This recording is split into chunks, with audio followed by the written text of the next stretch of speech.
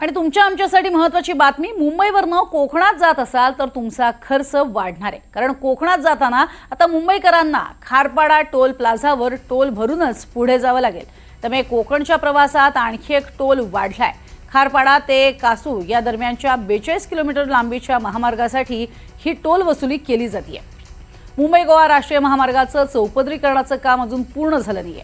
काँक्रिटीकरणाचं कामही बाकी आहे, मात्र तरीही टोल वसुली मात्र सुरू झाली आहे। त्यामुळे कोकणात जाणाऱ्यांचा संताप झालाय आणि स्थानिकही सध्या आक्रमक आहेत। अजून रस्त्याचा पत्ता नाही, मात्र तरीही या ठिकाणी टोल वसुली सुरू करण्यात आलेली आहे।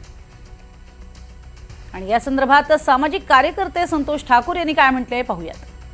अगदी आपटा फाटापासून पळसवा फाटापासून ते वडखल नाका असेल, उंबर्डे फाटा असेल, तिकडे नागोटणे असेल, वाशी पांडापूर ह्या सगळ्या परिसरामध्ये मुंबई गोवा महामार्गाचं काम पूर्ण नसताना आज अगदी घाईघाईने टोल नाका सुरू केलेला आहे।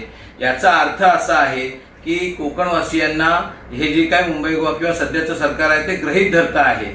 खरं तर पश्चिम महाराष्ट्रात टोलमुक्ती होऊ शकते, खारघरचा टोल बंद होऊ शकतो। मग ज्या महामार्गाने 16 वर्ष आमच्या जीवाशी खेळलेला आहे आणि शिवाय ह्या सगळ्या प्रक्रियेमध्ये आम्ही जेवढा सफर केलेला आहे ते लक्षात घेता आम्हाला टोल माफी मिळाली पाहिजे, टोल मुक्त महामार्ग पाहिजे अशी आमची मागणी आहे।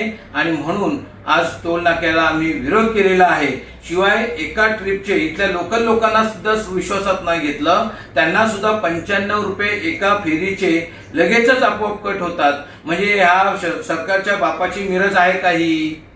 त्यामुळे ह्या टोल नाक्याला आमचा विरोध आहे आणि जोपर्यंत टोल मुक्ती मिळत नाही तोपर्यंत आम्ही टोल भरणार नाही। आणि हीच भूमिका समस्त कोकणवासियांनी घेतली पाहिजे। आणि आमच्या कोकणातल्या लोकप्रतिनिधी जे म्हणतात त्यांनी स्वतः सगळ्यांनी ह्या विषयावर बोललं पाहिजे आणि त्यांनी आम्हा सगळ्यांना टोल मुक्ती दिली पाहिजे अशी या निमित्ताने आम्ही मागणी करतो।